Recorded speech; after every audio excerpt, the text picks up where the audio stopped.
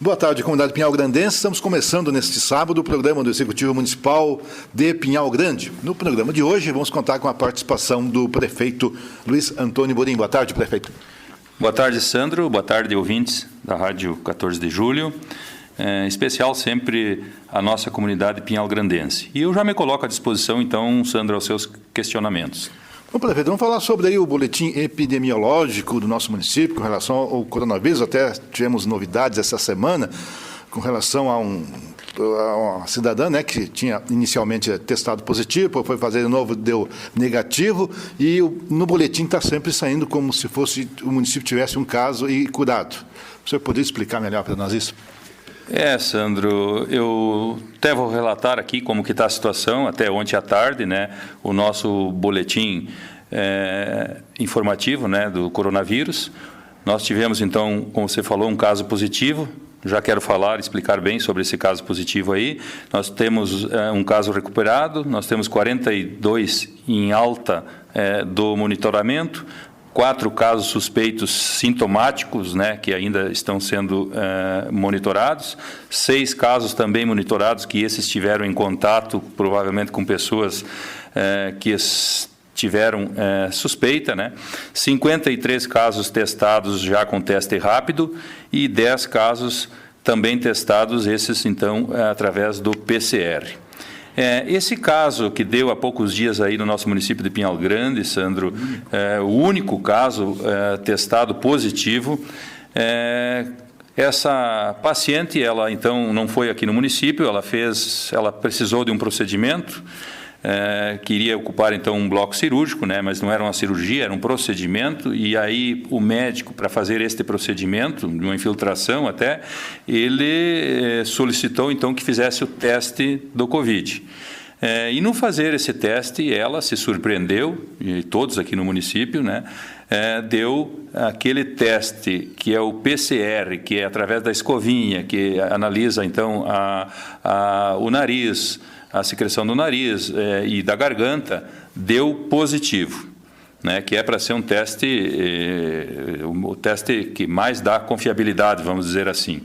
Deu positivo. Aí, então, ela ficou, aí a gente anunciou, fez toda aquela divulgação, ela ficou em sua residência de quarentena por 14 dias, no 15º, se eu não me engano, ou 16º dia, ela voltou, só em outro laboratório, é importante dizer que esses laboratórios particulares, fez daí o teste sorológico. É aquele que você tira o sangue, faz através do exame do sangue, e esse teste, segundo os médicos, os profissionais de saúde dizem que quando você teve positivo, um tempo depois, 16, 17 dias depois, ou podia ser mais, até que ela já estava contaminada, quando fez o primeiro teste que deu positivo, ele deveria de constar anticorpos neste exame sorológico. Isso então quer dizer que teve contato com o vírus. Pela surpresa, mais uma vez, dessa paciente, deu negativo. Segundo a informação nesse laboratório, então, que ela em momento nenhum teve Covid positivo, né, o Covid-19 positivo em nenhum momento, e então fica agora uma dúvida. Essa dúvida, nós estamos em dúvida, a população está em dúvida, o que pode ter acontecido? Se o primeiro teste que ela fez foi trocado a ampola e, quem sabe, esse nome que veio positivo era de uma outra pessoa, ou se ainda ela não produziu anticorpos, que talvez teria que daqui 15 dias, 30 dias, fazer um novo exame. Então, esses testes, esses exames também não são 100% confiáveis. Isso me parece que aconteceu já numa outra cidade, aí, um caso parecido, que testou positivo, depois testou negativo. Então, fica essa dúvida. Mas o importante que isso alertou muito a nossa população aqui no nosso município. A nossa população já está de parabéns, já estava se cuidando, já estava cuidando muito com esse distanciamento social, usando máscaras, e peço que continue, porque a gente sabe que outras cidades, a região está crescendo a cada dia. Nós não soubemos ainda essa pandemia, até quando que vai. Me parece que o norte do país está diminuindo, mas o sul do país está aumentando drasticamente. E isso eu acompanhei também nas notícias, Sandro. Acho que todas aquelas pessoas que estão ouvindo também devem ter acompanhado. Uma cidade próxima a Gramado, aqui, não lembro o nome da cidade, uma cidade bem pequena. Somente em uma família já faleceu 5 pessoas do coronavírus e tem mais 2 que está em situação grave no hospital. Então, faleceu São José dos Ausentes, lembrei da cidade agora. Então, lá, as pessoas, os pais, uns em torno de 80 anos, 82 anos, a esposa parece 79 anos, e os filhos, um de 52, outro de 49, 47, em torno dessa idade aí. Afinal, 3 filhos e o casal, 5 pessoas da mesma família já vieram a óbito. Então, isso nós temos que estar muito atentos, termos muito cuidado, porque realmente o vírus, onde ataca, onde ele pega, se a pessoa está com o sistema imunológico baixo, ele é bem complicado. Então, vamos continuar se cuidando. Mas no boletim continua aparecendo, né? Esse caso aí parece que é um protocolo. Sandro, é um protocolo que tem que seguir o Estado, Então, no momento que ele ficou registrado aqui no nosso município, o boletim epidemiológico como um caso positivo, ele não vai ser retirado, não retira mais. Então, ele vai continuar sempre constando esse caso aí.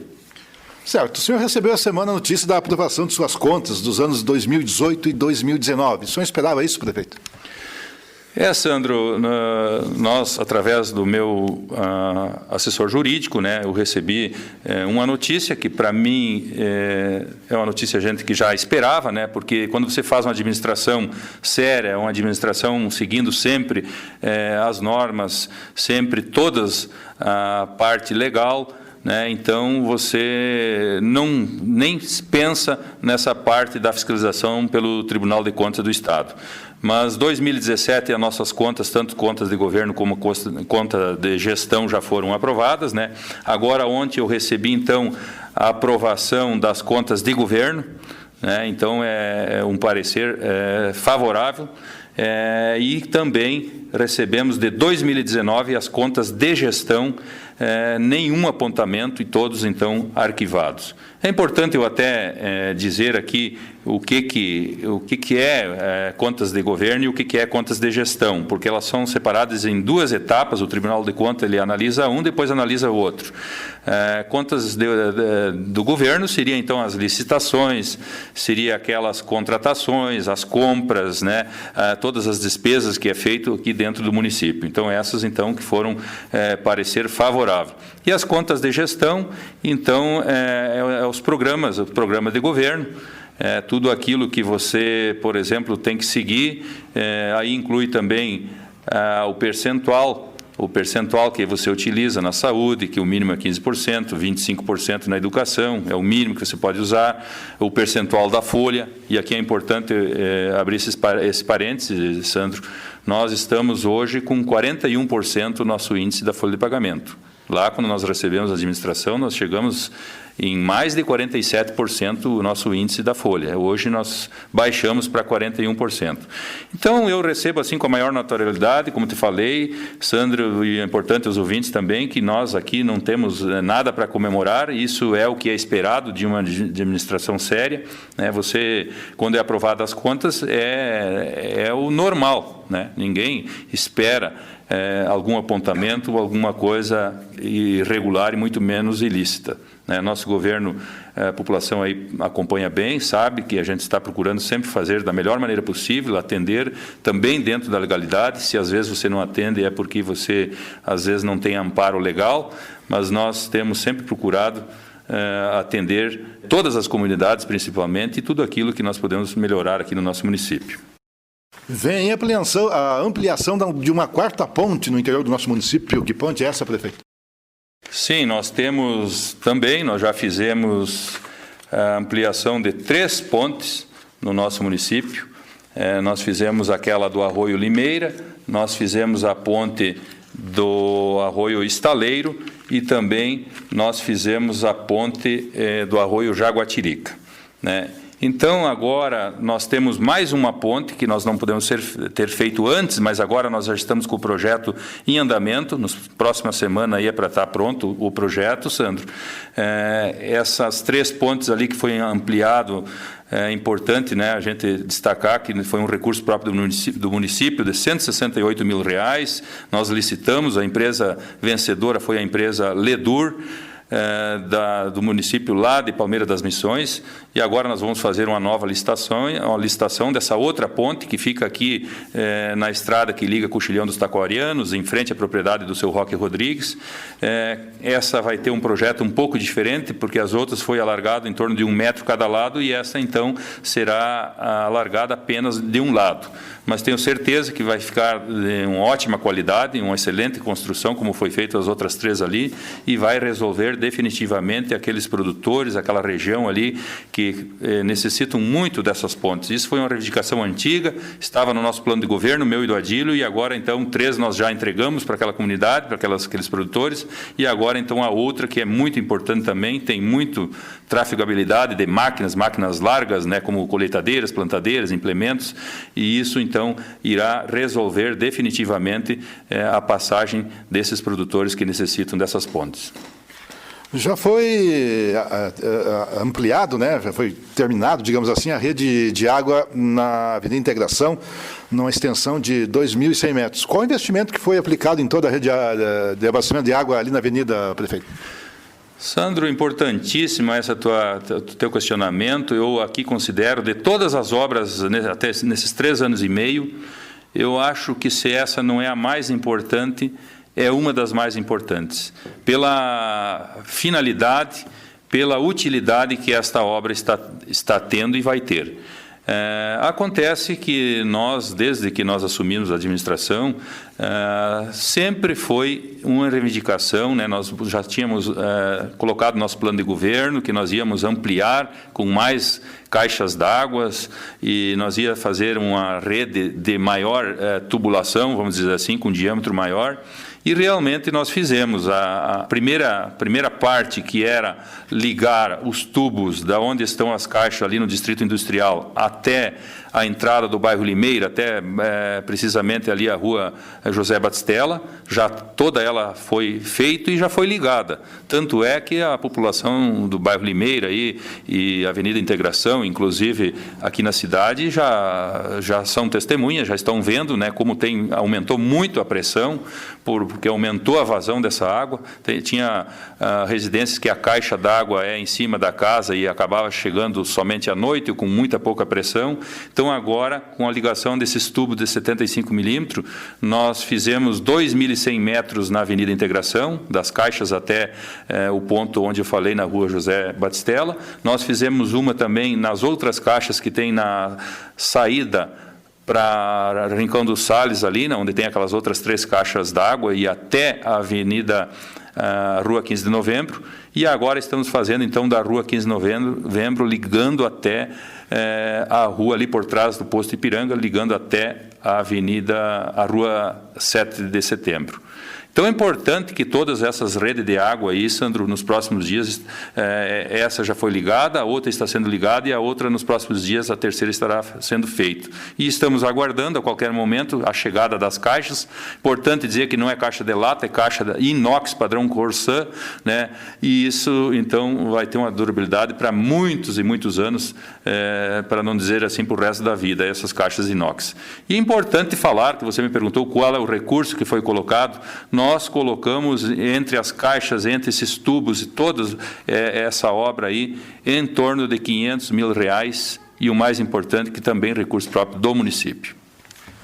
Correto. Bom, é sabido que desde que iniciou a administração, a interiorização da administração nas comunidades, ela estava acontecendo até a vir a pandemia. Muitos já foram feitos, muitas obras nas comunidades já foram feitas, mas tem algumas que ainda não tinham recebido uma obra. E a semana o senhor esteve com o vice-prefeito Adílio lá na comunidade da Mãe Rainha. Qual a demanda, qual a reivindicação daquela agora? Não deu para fazer a reunião, obviamente, pelo distanciamento, mas o senhor esteve lá, junto com o vice-prefeito, falando com o presidente daquela comunidade lá, o Daniel Puntel. Exatamente, Sandro. O que ocorre é que nós, lá no início de 2018, nós começamos a fazer reuniões nas comunidades, audiência pública em todas as comunidades. Nós traçamos um calendário, né, e onde nós iríamos passar. Lembro que a primeira foi na localidade da Encruzilhada, aquela comunidade ali reivindicou um poço artesiano, resolvemos aquela questão do poço artesiano. Depois fizemos na comunidade do Coxilhão dos Taquarianos, onde foi solicitada uma mangueira com balança. Nós tivemos lá o seu Leocir da Lanora doou a área para a Prefeitura Municipal, e aí nós construímos a mangueira com balança, atendemos aquela comunidade. Depois nós atendemos a outra comunidade do Sobrado, onde a erradicação lá foi um pavilhão, e aquele pavilhão não era uma obra que estava no nosso projeto, no nosso plano de governo, porque ocorreu em 2017 com o vendaval. Aquele segundo vendaval do dia 19 de outubro ficou marcado aí no nosso município, né, marcado negativamente, vamos dizer assim. Mas nós nos reunimos com a comunidade, falamos para aquela comunidade lá, eu estava junto com os vereadores e disse que nós iríamos levantar o pavilhão, independente do valor. Nenhum momento falei em valor. Fizemos um orçamento, deu em torno de R$148 mil, licitamos, fizemos o pavilhão, faltou o piso, investimos mais em torno de R$50 mil, fechando um valor em aproximadamente R$200 mil, recurso próprio do município. Atendemos também aquela comunidade do Sobrado. Depois, nós tivemos uma outra audiência na comunidade da Medianeira, né, uma reivindicação antiga daquele pessoal da comunidade da Medianeira, onde eles pediam um alargamento daquela estrada, que aquela estrada é muito estreita, ali tem um corredor de 4 quilômetros, 3.200 metros na divisa com a Fazenda dos Baios, onde a proprietária hoje é a doutora Lúcia Salles, e então me comprometi, eu juntamente com a Adílio lá, que nós iríamos conversar com a proprietária, mas achava até bastante difícil. Mas fomos à luta, tivemos 3 reuniões com ela, inclusive em Porto Alegre, onde é o escritório da doutora Lúcia, e lá nós fomos muito bem recebidos e, pela surpresa até, conversamos e ela concordou, então, fazer a doação de 3 metros da área da sua fazenda, 3 metros de largura por 3.200 metros. E estamos trabalhando nessa semana, está bem adiantado aquela obra lá, e então, nos próximos dias também vamos entregar aquela obra para atender aquela comunidade. E aí tinha a comunidade, como você falou, a comunidade da Mãe Rainha. Antes disso, nós fizemos aqui nos Dois Irmãos. Também é importante lembrar que tivemos uma audiência na comunidade Dois Irmãos, já estava esquecendo. Ali foi uma reivindicação para a troca do telhado, né, o telhado da igreja. Então, nós fizemos um acordo com eles, e então a prefeitura doou o aluzinco, em torno de R$16.500, e aquela comunidade entrou com a mão de obra. E já foi trocado aquela obra ali, telhado novo, né? Não tem problema mais nenhum na igreja. Antes chovia dentro, goteiras, enfim, nós resolvemos aquele problema também da comunidade Dois Irmãos. E aí, depois fizemos a comunidade da Medianeira, então, com relação a esse alargamento da estrada. E estava faltando ainda a comunidade Mãe Rainha, que é a gente sabia que havia uma reivindicação, mas em função da pandemia que ocorreu a partir do dia 16 de março, nós não podemos fazer mais nenhuma reunião nas comunidades, nenhuma audiência pública, enfim, nós procuramos o coordenador, o Daniel Puntel, que é o coordenador da comunidade Mãe Rainha, e eu e o vice-prefeito Adílio estivemos, então, nesta última semana, lá buscando a reivindicação, o que eles necessitam fazer naquele salão comunitário. Então, ali vai ser uma ampliação.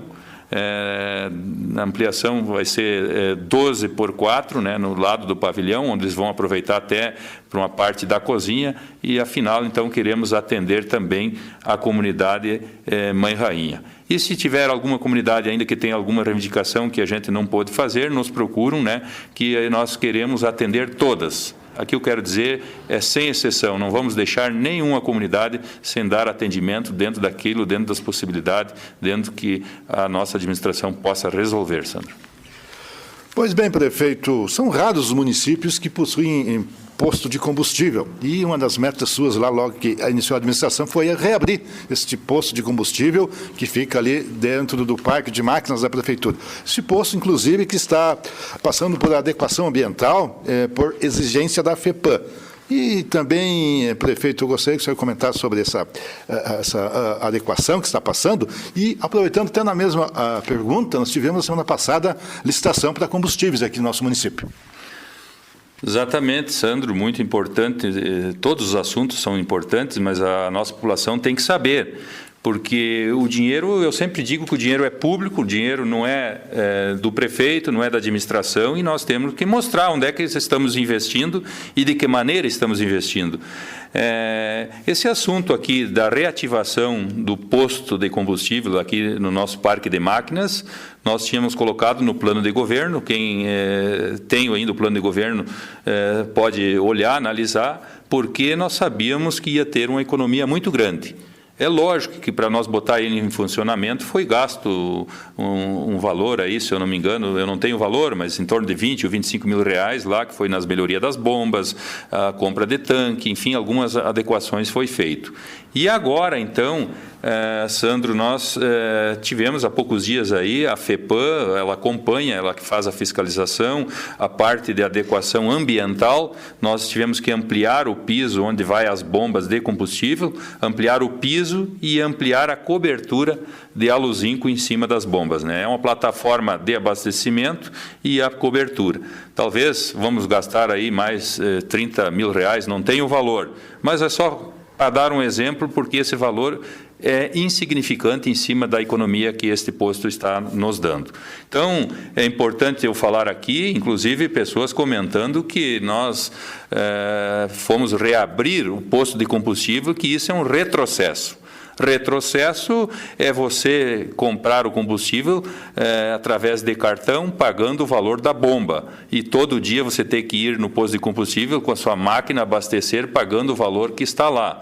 Eu acho que nós temos que ter uma barganha de preço muito grande. Eu lembro aqui que meu pai era produtor, comprava combustível, tinha um tanque de 15 mil litros lá, e cada safra ele ia lá nos postos de óleo diesel e negociava. E tinha sempre uma boa barganha de preço. Lembro que desde criança eu acompanhava isso. Hoje todos os produtores aqui maiores fazem isso. Ninguém vai todo dia nos postos de combustível comprar. Então, nós fizemos uma licitação pela segunda vez, o ano passado também foi licitado, né? Quero só fazer um comparativo, que as pessoas olhem e analisem o quanto que nós estamos tendo de vantagem com essa reativação do posto. Por exemplo, nessa última licitação aqui, o diesel comum está saindo R$ 2,78. O diesel S10, R$ 2,85. E a gasolina comum, então, R$ 3,80. Esse vai ser os valores que essas empresas estarão dando posto aqui no nosso posto de combustível. Isso dá uma diferença, Sandro, entre diesel, gasolina, fazendo aproximadamente aí praticamente R$1 a menos. E se nós estamos consumindo 300 mil litros de combustível, que é o que nós consumimos nos últimos 12 meses, isso daria uma economia, um ganho de, num ano, apenas um ano, 300 mil reais. Então, por isso que às vezes as pessoas dizem que eu sou mágico, né? Comentam, o prefeito é mágico, como é que consegue fazer as coisas? Não, não existe mágica nenhuma, é muito simples. É você cuidar do dinheiro público, licitar, fazer registro de preço de tudo aquilo que é comprado dentro do nosso, usado aqui dentro da nossa prefeitura, seja conexões, seja tubo, seja para a parte da Secretaria de Educação, seja para a saúde, ter registro de preço de tudo aquilo que você adquire. Fazer a licitação dentro nas compras, em todas as mercadorias, em todas as construções, em todas as obras, em tudo aquilo que você faz. E esse dos combustíveis, então, é um grande ganho, uma grande diferença. E tem mais uma, Sandro, é importante que a população saber que não é só você ter barganha de preço, nós temos o controle. Cada veículo ou cada máquina, cada caminhão que abastece, no momento que ele abastece aqui no nosso posto, ele assina uma nota, uma ficha, uma via fica com o responsável pelo posto e uma via vai para o escritório onde é lançada no computador.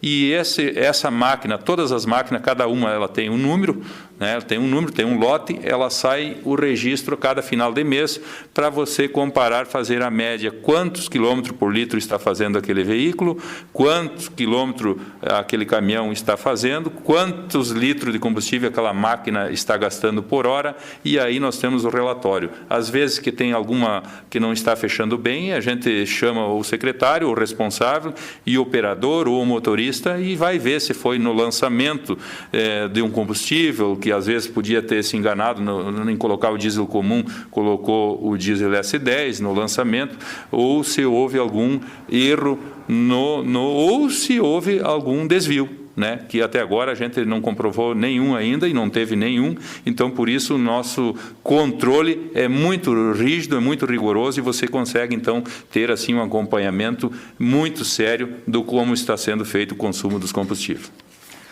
Com relação às câmeras de vídeo monitoramento, estavam faltando 3, as 3 no interior do município, e agora as 32 já estão instaladas e funcionando aqui no nosso município, né, prefeito? Exatamente. Esta semana aí,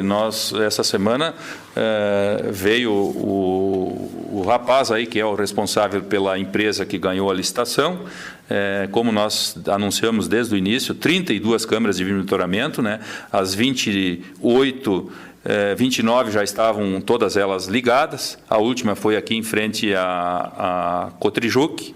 Agradeço a Cotrijuc ali, porque cedeu até o espaço para nós fazermos a ligação da energia, né, que essas câmeras precisam de energia. Quero agradecer também a Campal, que uma das câmeras de monitoramento do interior foi pego a internet lá da Campal, em São Cristóvão. A outra nós ligamos ali na Encruzilhada, né, onde nós utilizamos ali do própria escola, né, a internet, e a outra então lá no Rincão do Apple. Essas 3 que faltavam.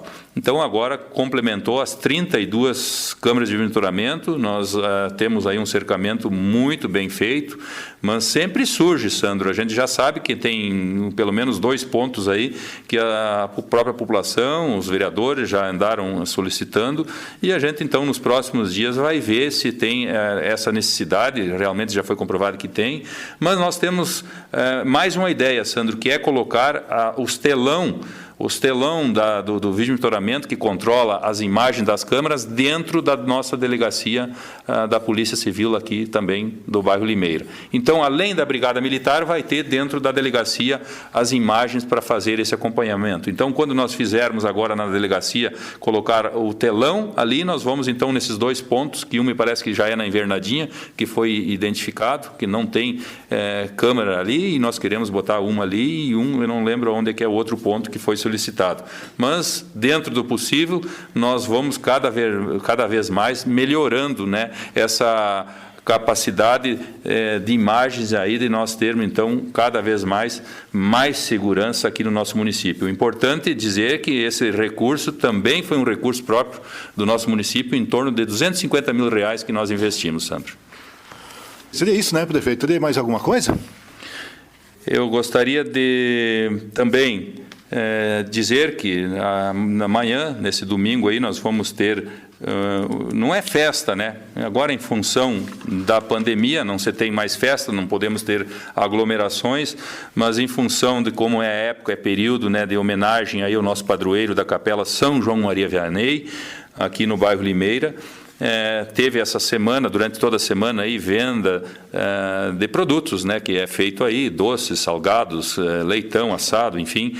No domingo, então, às 10 horas terá missa, e às 12 horas, então, terá venda, apenas compra e leva, né? Você vai lá, reserva, adquire, compra e vai, então, com a sua família festejar em casa, vamos dizer assim. Vai ter arroz, maionese, galeta, churrasco, enfim, também uma ampla copa de doces e salgados ali. Então, todos estão convidados a adquirir para colaborar, então, a nossa capela São João Maria Vianney aqui no nosso bairro Limeira.